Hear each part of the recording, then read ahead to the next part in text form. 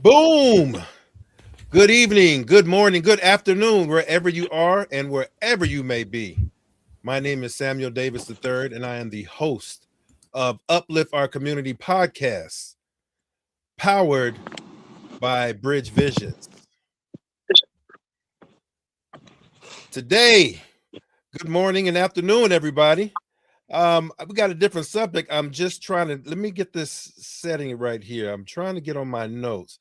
Here we go. I wanted to kind of give you a little notes on our conversation today. We want to talk about silence. So, with that being said, let me ask you something. How many times have you stayed quiet when you knew you had something to say, not because you didn't have the words, but because you were thinking about the consequences, how it might land, who it might upset, and what it might cost you? And in that moment, you chose silence. So here's the question that we're getting into today. Every time you stay silent, who actually benefits from that? Because silence isn't neutral, it shifts power, it protects something or someone. And sometimes the very thing that your silence is protecting is the same thing that's holding you back. So today we're going to talk about it. We're going to talk about the fear behind silence and the cost of keeping the peace and what it really means and what happens when you decide to use your voice. Let's get into it. I'm going to bring in my guys here, and here we go. So with that being said, everybody, that's just kind of setting the table right now. First question I'm going to ask, and I'm going to just scroll it across the screen, is here you go. When you stay silent, who actually gains power in that moment? When you stay silent, who actually gains power in that moment? I want to start off with you, Gordon. Hey, Sam. Hey. So, man, this is a powerful question. Who actually gains power in that moment? I think it depends on the situation, because sometimes there might be some kind of a conversation happening, and people are sharing their perspective, their thoughts, their ideas, and whatnot. And there can be cases where somebody has a difference of opinion, and then maybe judgment enters the conversation and people are thinking they know more about the other one than they don't. And I think in that case, in that type of situation, if somebody was judging me, I would probably just stay silent. I'm not trying to prove myself to anybody. I don't need to, tell my story. I don't need to, share my experiences. If they don't trust me, if they're judging me, then that's where it ends right there. And I probably will exit the conversation. I don't need to say anything. But there have been times I think where I've been in certain, I don't even know how to, just things that have happened where I have stayed silent. And to this day, it haunts me because I know I should have said something. And that's in the things, this one particular thing or occurrence, I guess, if you want to call it that, it was where I should have stood up for somebody and I didn't. And so Mm. and those are the two thoughts that I have, as far as it'll depend on what's going on, whether, who gets the power, right, when somebody stays silent. Mm. Yeah, that's a big one. Always it always hits you afterwards later on, like I should have said something then. I should have said it. Could have, should have, would have. Exactly. That's part of I think it's actually part of the maturity maturation process of an individual, because I know when I was younger I used to fly off the lip real quick with it. Something hit me, I was real quick to say it. But as I got older, in particular, I'll even go back when I was in the military. You definitely learn when to open your mouth and when to shut your mouth. And Mm. a good majority of that time, they tell you when anyway. Right, So, exactly. so with that being said, I want to ask the same question with you, Benji. How does it when you stay silent, who actually gains power in that moment? We do, each of us, right? So this is the same thing you're talking about. When you're younger, you get a little more vocal, but you get older, you get more confident. You state your case, and you're done. You don't look back. You don't talk back. So it's like, it's like in business. Like, you want to be successful, you want to be right. Well, for me, it's simple. We want to be successful. Being right is not always, you know, doesn't mean anything. So when people are the most loudest with me, usually those are the one I know that they're pretenders, right? So I kind of like let them talk till they stop talking. Now back to the funny thing that Gordon mentioned about defending somebody. It's funny because you guys way bigger than I am, but I'm the one to defend everybody. Like, you do not want to cross. I mean, you're part of my team. I don't care how big. I don't care who you are. I've gone with the VP, and I let them have it. You don't treat my people that way. So it's funny because I think you guys are more nurturing. I think because I'm smaller, I'm like, let's go. But it come down to that thing for sure. But So you so gain you're power. Yeah, so you you gain like power. a little pit bull? Is that what you're trying to Yeah, say? yeah. Well, more like a that. What do you call that? Yorker? That little bitty Japanese dog? Yorkie, little terrier. Yeah, because you can tell when I'm like really excited. My speed of speech is fast. I'm like, "Brrr," and they're like, "What did he just said?" Well, okay. Well, so we're talking about maturity then. So then let me ask you this. This goes to the second question I want to ask then. Um, and matter of fact, let me bring this down here and pull this last one here. Hold on for just a second. When we're talking about there we go, banners. We're gonna hide that. What then are the real fears behind speaking up? Is it loss, rejection, conflict, or something deeper? What are the real fears behind speaking up? Gordon?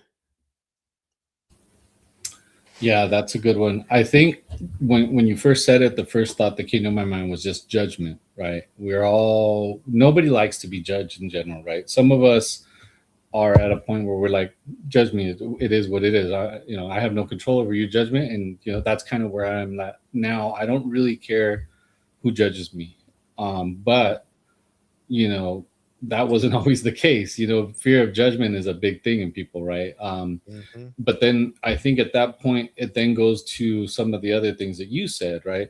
It starts with judgment, and what does judgment lead to? Well, judgment can lead to, at its most superficial, rumors and people talking about you and people thinking other things about you that might not be accurate and things like that. But then you said fear of loss. Well, when you're young, you might be, and what are my friends going to think about? Not just the general public, but what are my friends going to think about me? Are they going to think differently of me because I spoke up, or I shared my thoughts, or, you know, sometimes you're in a, in a crowd of people where everybody's kind of on the same page. And I think of like bullying situations, and Mhm. everybody seems to be on the side of the bully. And so you're in your head, you're like, that's not right. I don't agree. Mhm. But going against the crowd could be a difficult thing to do, right? Oh yeah. And so those are some of the things that I was thinking about when you said that, when you asked that question. Going against the crowd, and particular when you're from your neck of the woods and where you used to live at behind the high school. If you go against the crowd, it, you can get hurt. And Mm, out where you used to live at, um, you might not even make it throughout the end of the day if you don't follow the crowd. Yeah, So yeah. that is definitely something. And I just want to jump real quick because Benji always has the business aspect of things whenever you say things. So he's Mm. going to jump into the business aspect. But before he says that, I want to ask this one, Benji. mhm, I want to ask you this question. mhm. And here it goes. This is the question that I want to ask. What role does culture, family, or upbringing play in teaching silence as survival? Can you answer that one? What role does culture, family, or upbringing play in teaching silence as survival? Well, my culture is about silence, right? Asia is about being suppressed, right? That's the reason, like, when I got to the United States, I thought about freedom of speech a lot about that. Because in Asia, you can't say things offensive. You get put in jail with no trial, right? Mm, So these are things I strongly have a like really bad things with. That's why my mom brought me to the United States because I wouldn't have been made in Asia because I was very opinionated in what I want to do, and I was extremely stubborn. When I see something, I see something. I really don't care what your expression is. That is my culture, and this is also the fight that I have with my mom all the time about it. This is one of my biggest fight with my mom. Like I don't mm, eat breakfast, even when I was a kid. I don't care about breakfast. That was not my thing. But mm, you got the culture here. The first bully was my mom. You got to eat breakfast because the doctors say it is the best, like the most important meal. As it turned out, it wasn't. And so mm, that seems small to you. That was almost like a fist fight with me with my mom, and that's why my mm, stepdad was there because there was a point. I mean, if I would regret anything, I would regret that moment that I hit my mom, no matter what. But it didn't happen. But that was a cultural thing with me. Like that was the whole mm, thing, right? That was a big deal with me. So when I'm silenced now, it's because I'm like, I've been through this. I know this is the same conversation we have. Like, it's gonna work itself out. Things like that. Like it always does. And and these are things that because of experience you have confidence in. Because this is like the third time I've gone through this, right, with the recession and all this stuff. So yeah. mm. So I want to throw in my hand in this one because as I was growing up, I was told to be quiet a lot. I was one of those over I don't know, overly active children. And I was told to, hey, go back in the room, stay in the back, you wait till company leaves before you come out. You Mm. talk too much. Don't tell people that we got new furniture, things like that. It was like as a kid, we got new furniture, and I didn't know that it was a thing. You don't talk about certain things. I didn't know certain things. So a lot of times I was suppressed. I thought it was just normal things to sit back there and talk about things you got. You got a new bike or something, but there are my family members have had situations where other people are jealous of what they get, and so they don't want you talking about it, and it gets to be culturally wise. Heck, I mean, we going back to back in the early days back in the early days of slavery. Oh my goodness, you did not talk about anything culturally. Black people don't speak. You don't even literally have a voice to even voice your complaints about crimes that have been committed against you. So I can jump into a whole conversation about what race has to do with them keeping quiet, because my people and my culture have been suppressed. I can't even, and are still being suppressed to this very day.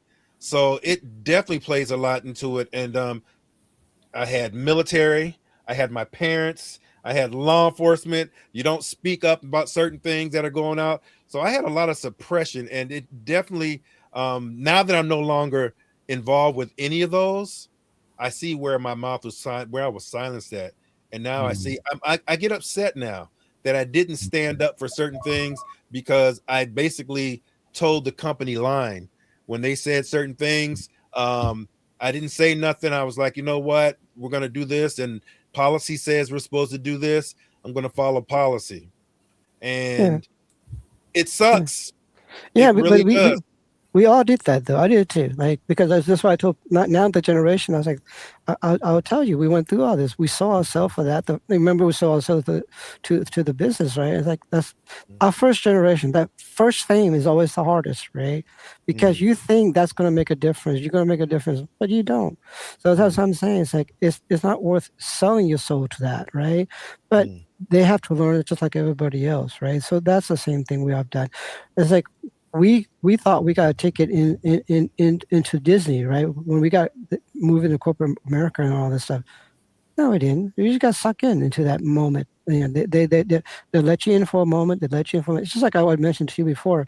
You know, I live in Kingwood in Houston, Texas. Like live in the country club life, but I can only go so far. Mm, You know, I'm just a helper there, right? So mm, that's what same thing. And you know, and it's like, well, you know, and this is the arrogantness or naiveness. Like, you know, like, well, you know, I'm different. I can change this. No, not really. You do your best you can. The people will change when they want to change, and you can't really do anything different than that, right?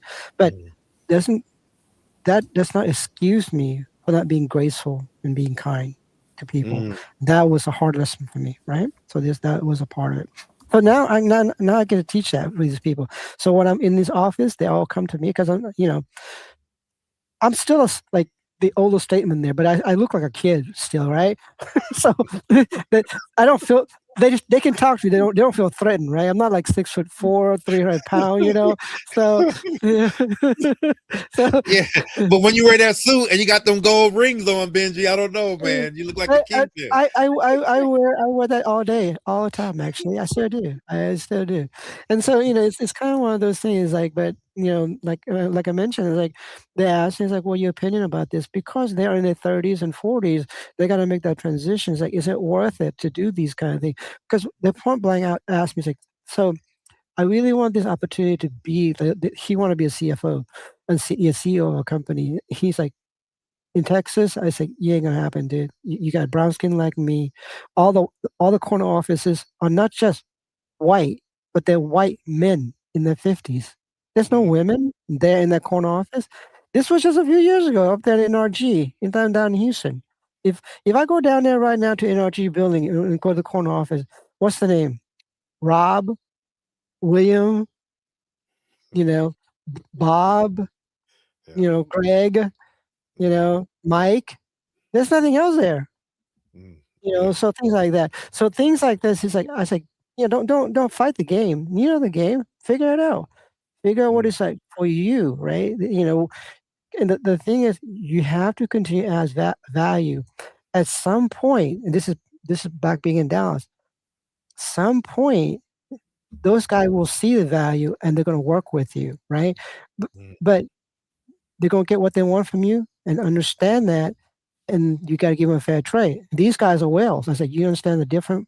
They understand the game because mm, they'll treat you like Salesforce is the whale and they know the game. mm, Salesforce, as much as we fight all the time, they treat you really, really well from a one-to-one basis, right? Because they know if they treat you well, they get the best from you, mm, right? So I mean, come on, that's smart. That's a smart business play, right?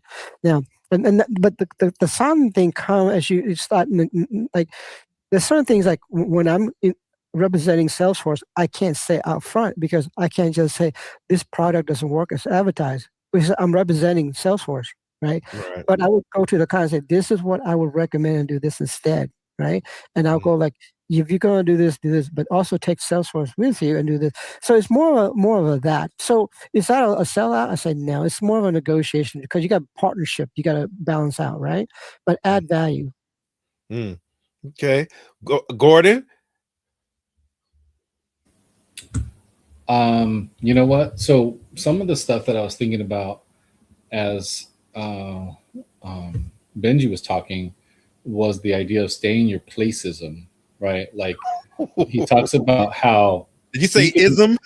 yes, ism, you know, because Benji talked about how he, you know, the business culture, if you want to call it that, the business world will see will recognize and acknowledge your talent when it benefits them. But at, you know, if you're brown, like I'm speaking as a Mm-hmm. white man, right? But Mm-hmm. when you're brown, you know, that's how that works. And at that point, you've probably even exceeded the standard just to be seen, right? It's not that you're doing the same amount of work as others. You're actually going above and beyond just to be recognized. But as far as like my upbringing goes, um, my dad's from Mexico, my mom's white. And so on my dad's side, it was kind of like only speak when you're spoken to. You don't need to share too much. Just kind of keep it quiet. Don't be an interruption.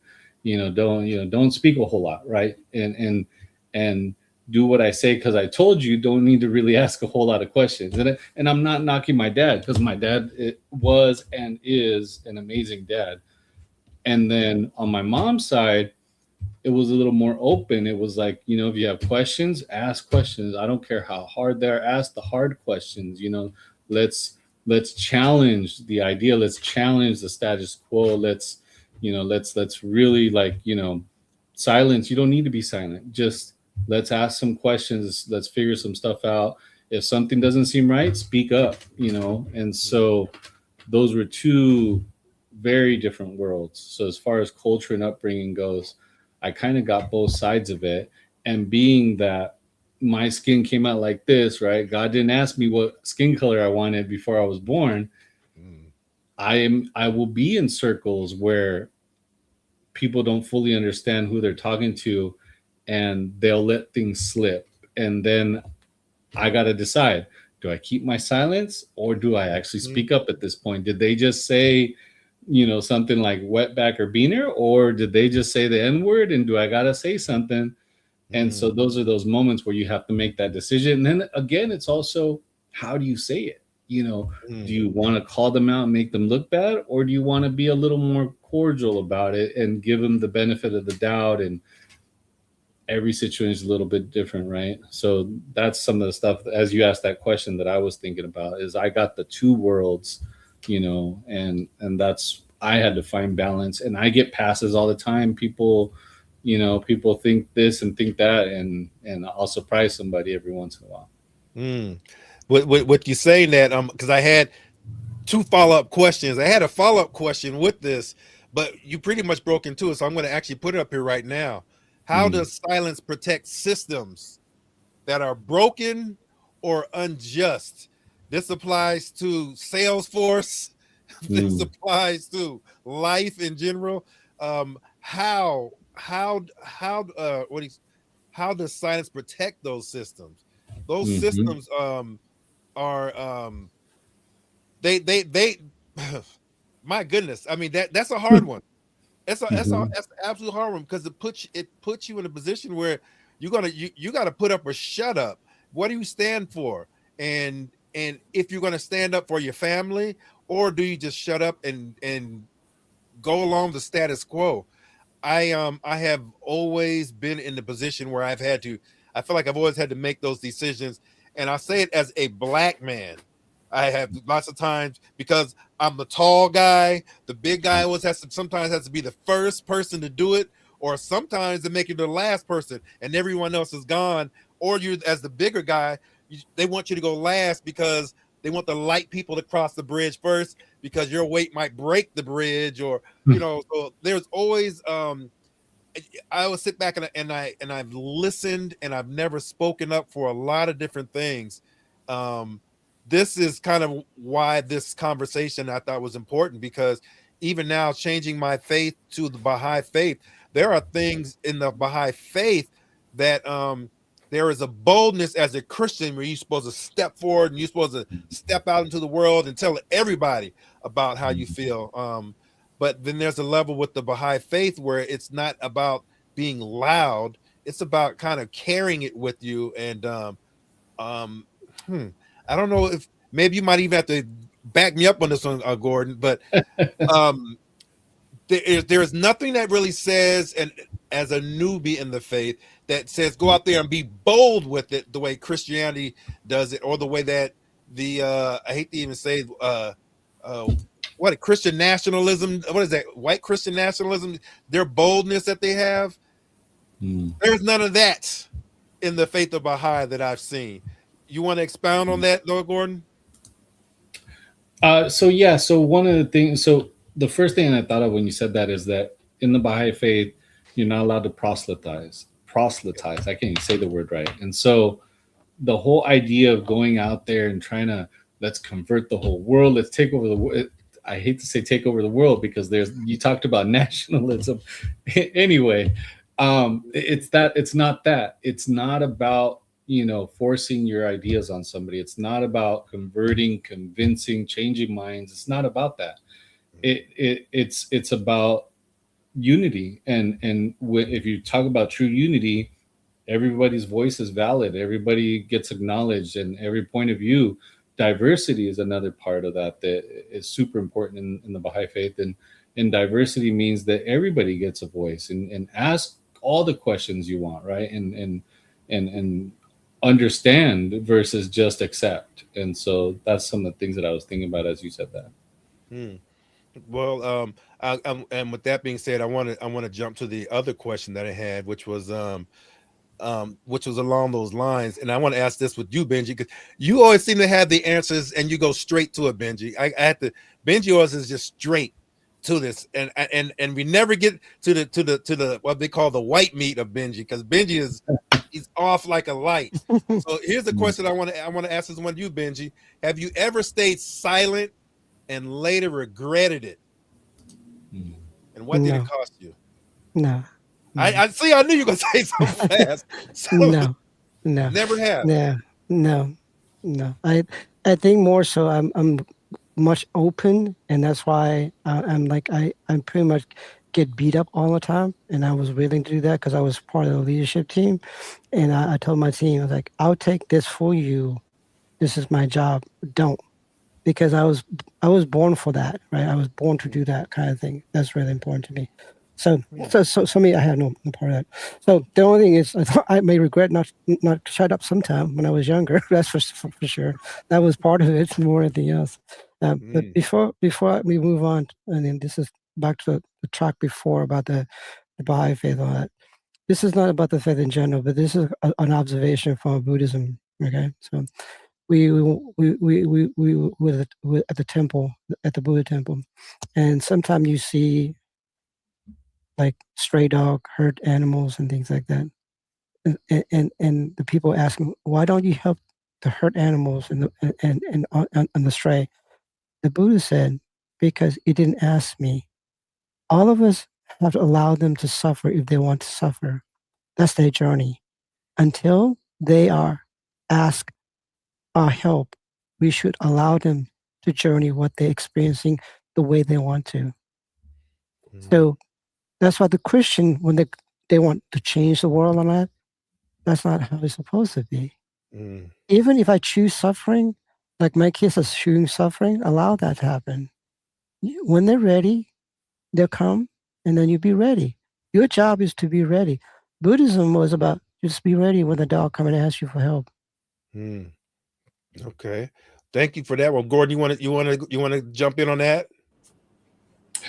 No, I think that's a powerful statement. I didn't know that about Buddhism, and I really like that, because that's the first thing I thought of. Is that's what I struggle with parenting. As a father, I want to try to get my boys to start where I left off, and bypass all the struggles. And then part of me is like, no, you know what? Let them fight their way up. Let them, go through those challenges, because if I protect them, I'm very protective, by the way, but for certain things. But if I do protect them all the time, then how are they learning? How are they growing? Yeah. How are they building those, those maybe those calluses that are going to protect them on their own later? Because I won't be able to be there all the time. And so I really like what you just said. It's a hard one, right? It's hard to see suffering. Yeah. It's funny. We struggle with that because my mom was trying to. But the thing is, this came out just left field. I was like reading stuff, but anyway, I wrote an article about that. It's called, pressure is a privilege. If you have the ability to handle the pressure, that's a privilege for you to really nurture that within you, because that's the only way you can become that person, that magical person, diamond that you wanted to be, because it takes that much pressure, right? And that was the whole idea of it. So and I remember this lesson. I didn't understand it. I was so young when I was at the temple, but that I remember because it related to animals and dogs, right? So yeah. Well, with that being said, this brings out the next question I have. What's the difference between wisdom, choosing your battles, and fear, avoiding your voice? So, do you understand that, Gordon? You want to jump on that and handle that one? Yeah. So I think Benji kind of touched on it earlier. He said, "Do you want to be right, or do you want?" I forget exactly how you worded it. Do you want to be right? You want to be successful. Yeah, That's there you go. that's it. That's it. Exactly. And so that brings in things like ego, that brings in like self-confidence or self-esteem, or the lack of those. Maybe, if you have to be right, then, is there something lacking? Like, do you not feel right on your own without other people telling you, oh yeah, what a great idea, And so I think that was really big. And I think that um being successful sometimes means that the right things happen even if you don't get credit for them, right? That's like one of the keystones of leadership. Leadership means getting stuff done, not necessarily getting the credit for all of it. And if you can lead and lead people to get things done the right way, and things are happening, and the world is becoming a better place, or the company, if that's the case, in the corporate world, then who cares who gets the credit, right? The leaders are going to shine anyway, right? And so I think that's kind of what I was thinking about. But I think in general, on the other side of that question,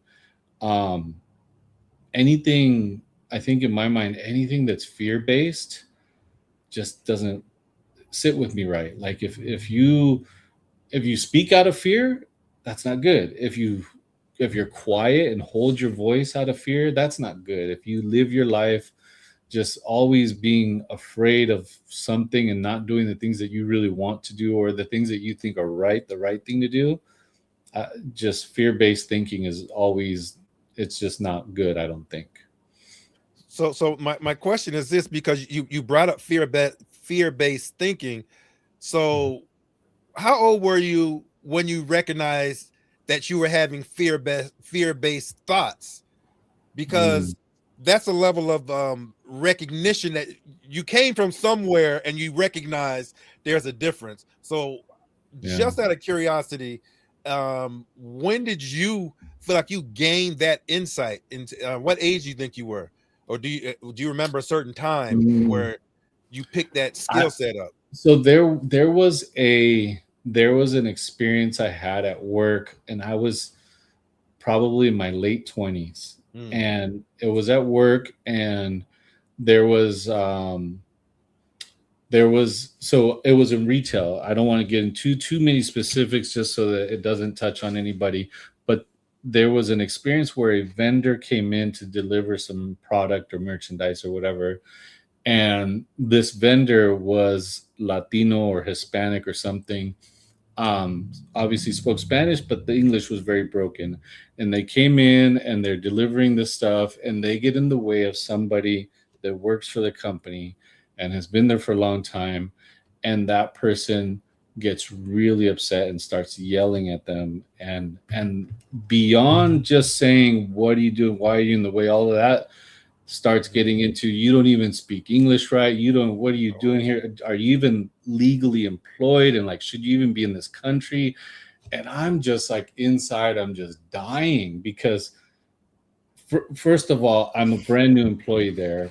But that's that fear base, right? I let that scare me to talk up to somebody with seniority, or talk back to somebody with seniority about something that is just plain wrong. And I still, to this day, it's hard. It's one of those things that I feel like I feel guilty to this day, right? And more and more I understand the reasons, but those are more excuses, I guess. It was just my lack of growth, my lack of maturity, and doing the right thing in a difficult situation. And it was all fear-based. And ever since then, I've told myself I'm never letting anything like that go.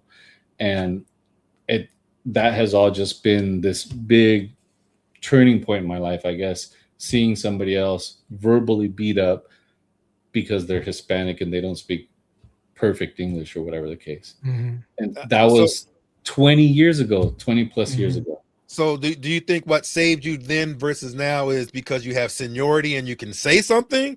Or is it that now you because going back, I mean, and I have to flip it almost to Benji side, because I kind of want to get to what Benji does, because business side, you represent Salesforce, But what if Salesforce is in the wrong and you are a representative of them and a client asks for something and says, hey, this isn't right. This blah, blah, blah, blah, blah. You're charging me this. How the question goes, what's the difference between wisdom, choosing your battles, and fear, avoiding your voice? That's really, it happens a lot actually. But see, the difference, Salesforce is pretty smart. Okay, they're going to win the battle, but like me, I will win the battle. But at some point, we're going to have to pull aside. Like, did that make sense? Are we doing the right thing? You know, my best friend will tell you, let him go, let him talk, let him go through with it. He'll figure it out. Because ultimately, though, like my core value and Salesforce core value, we want to do the right thing because we understand that adding value will add to our success, right? You can change success to happiness, whatever it may be, but the idea at some point we'll figure it out. So it happened many times where that I knew the technology that they recommended would not work, and so I navigate that. I said I tell the client, this is what I would recommend if you're going to do it this particular. You want to scale it this way and this like this, and in order to make the Salesforce work this way, I would tune it this particular way, and then augment it with something like this. Then I go back to Salesforce. This is what I told the client. You need to do this. And I suggest you do this. And majority of the time, it work out, right? There's very rarely in like they don't figure that out because ultimately we here to add value, right? That so for them it's an easy sell. Now, and I will say this: the people I struggle with the most are the people like the smaller client. They are the harder people to deal with, because they see things so very smallly from perspective of things, right? And like if I have to go work at Costco or Walmart, I'll be losing my mind. I'm like, are you kidding me, man? Like seriously? I'm like, I'm sorry. Like you're paying me like $10 an hour and you're struggling with this? Seriously? Things like that.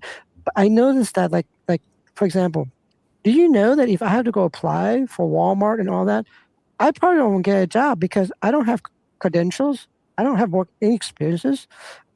I barely have a high school degree, right?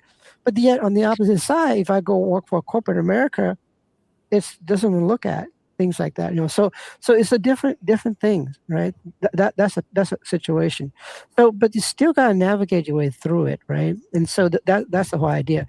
And then like now I will tell you like the other side of the vendor that I have like you hear like all the like Salesforce partner, Accenture, Deloitte, and all those guys, right? Bruce Allen, I berate them. So a year and a half ago, I was with the Army. We were with the Army, and the Army had Bruce Allen for a contract for 3.5 years, right? For doing Salesforce implementation. Have zero deliverable in 3.5 years, right? So I'm working for Booz Allen, and the general know that my dad is ex-military and all that stuff, and he pulled me aside. He said, Ben, tell me what you're feeling. And I said, General, you're doing an application is pretty baseline. It's a human resource application, and it does a heavy communication. And I didn't say this like, do you think it should take 3 years to do this? And I walk away, and I left the project. And in 6 weeks, the general pulled that project. Because I told Booz Allen, I said, you are taking the money from the Army, which is my tax dollar, and you are not delivering in 3 years. So yeah, it happened. So that's one. Yeah. I have more of those. Like I tell you, when military people have a certain things like we deal with, right? You know this, Sam. You kind of jump with the question, because here's a question that I had. How do you know when it's time to speak, even if it costs you something? Oh now, yeah. When you said that, and then you turned away and walked away, that was pretty bold, Benji. That guy could turn around. That guy could have turned around and said something and reported you, right? Yeah, but here's the thing that I've done it with Chase too, and this is what I mentioned to Chase during 9/11. After 9/11, me and Gail and I both are military kids, and they were like loaning money to like the Middle East people, and we asked them, "So how do you know you're not funding the terrorists?" This is what they say to us: "We don't care. The margin's really high." Me and Gail drop the laptop and walk away. This is why when I mentioned to you, like I hate Chase because they offer us like $5,000 come back. I'm sitting here going, "Yeah, you're mine," because we work for Chase. We built things for Chase. We can day trade for $5,000 in a day because we have the information, that inside information trading, it's all over the place there at Chase, right? So that's the reason. So we've done that. That one was tougher because that one I walked with no job. I was still an employee at the time, and I was barely getting like, I just got Brooklyn to like, in my place and taking care of her and her brother, and that was a tough thing that I had to do. But my stepdad fought into a war, and I was not going to allow that to happen again because I was like, you don't care about funding the terrorists because your margin was high. Yeah. Oh yeah. I was adamant about that one. I if I saw Jamie Dimon, I would have clocked him clean. Wow. Gordon, what you got to say about that? Any comments in reference to the question as well too? Comments on that? Yeah, I think knowing when it's time to speak, it's just really about the end result. Like, what is the end result? If somebody's speaking because they want to get, again, back to what I was saying, or they want to get credit for their idea for whatever it is, then that's one thing, right? But the idea is that if your thoughts need to be shared so that the right result, so you end up with the right result at the end, it doesn't matter who gets the credit. We're trying to accomplish something, and sometimes that means speaking up. With all that said, one can speak up without putting anybody down. It can be an experience where everybody's uplifted and the team gets the win, not necessarily the individual, I think. And that pretty much comes to the last question. You just kind of led to that. You just pivoted to that for me, Gordon. The last question I had that I want to kind of run with everyone here is right here. If you fully use your voice, what would change and who might be uncomfortable? So that goes with just when I was younger. You heard me unfiltered. I talked about what I didn't like, what I liked. I didn't care. And now I'm a caregiver.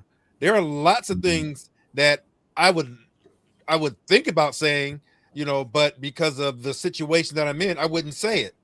I wouldn't want to sit back there and start saying things and spewing things that would raise acrimony in my home, or to the person that I'm helping.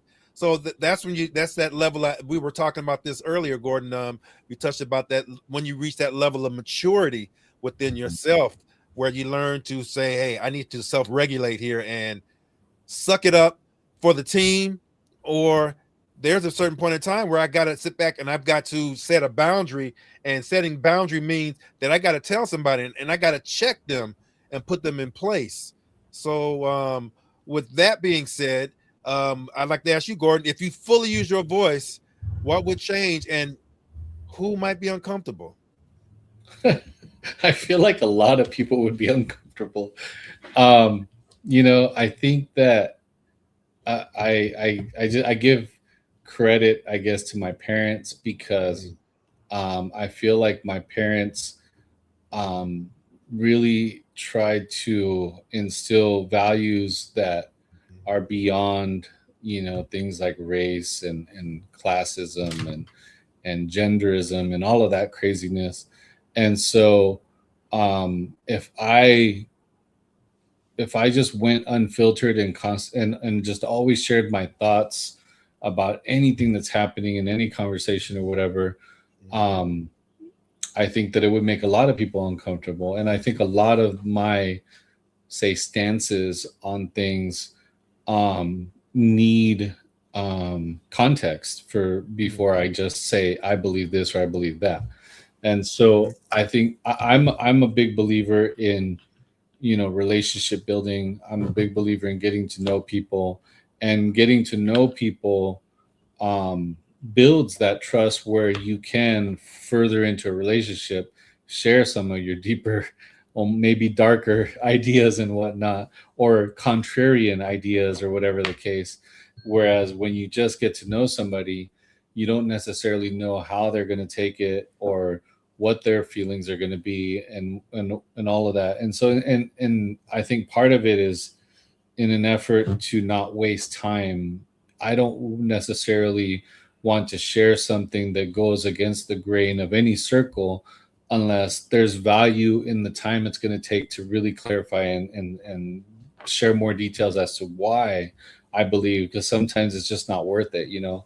I've been in many cases where people will say certain things about like immigration and the experience that I had with my wife and going through the whole process of getting residency and now citizenship. When I hear people say things like, "Why don't they just get in line and do it the right way?" Inside, I'm like, you know, like a lot of stuff that I can't even say here right now, or I don't want to, right? Come to mind, like, you know, and so many times, most of the time when that comment is said, it is absolutely a waste of my time to even say anything because it's not worth it, right? But there are times when when the scenario or the people, more so it's more about the people, right? The people that I'm maybe talking to, where it deserves a little more explanation. You know what? I hear what you're saying, but in my experience, this is what we went through, and you know, I'm a born citizen, and it still took us 6 years, and all this money, and all of this, the process, that line that you're talking about, and so you can get into more specifics, but it really has to do with who you're talking to, and sometimes it's a waste of time to do all of that. So hopefully that makes sense. No, it does. It does. Gordon, excuse me, Benji, and you always shorten to the point. So, how do you know when it is time to speak, even if it costs you something? When it hurt other people, when it hurt my team, like when it genuinely hurt my team, more specifically my team. I tend to like really stay within my classroom a lot. And so, you know, when it's outside my classroom, I tend to look kind of, do I do this or not? But it's like a natural reaction, you know, things like that. If it's my kids, I'll take, you know, that responsibility. But you know, but Gordon's right. Everybody's gonna be uncomfortable, no matter what, right? Things like that, you know, things like that. The hard truth is always uncomfortable. You know, that's the hard part. And unfortunately, and that's just life, right? Even for you, even for me, my friend would do the same thing with me, and that's why that we're good friends. Like, you know, it's like I need somebody like that to say, "Hey, you need to chill. You need to grow up. You need to take your man pill, do your thing, right? You're meant to do that." And I have been told that many times. You know, that was because I was like I had responsibility because I can lead these people, things like that. But yeah, everybody get uncomfortable. Yes, we do. Yes, we do. So, with that being said, we are at that appointed hour right now. Right? 45 minutes. But so before we go, I want to leave this message with you. If your silence is keeping the peace, ask yourself whose peace it really is. Something to think about for next time. So, with that being said, we're going to close out. And until next time, keep uplifting yourselves, keep uplifting each other, and keep uplifting our community. We'll see you on Cheers. the next one, guys. Take care.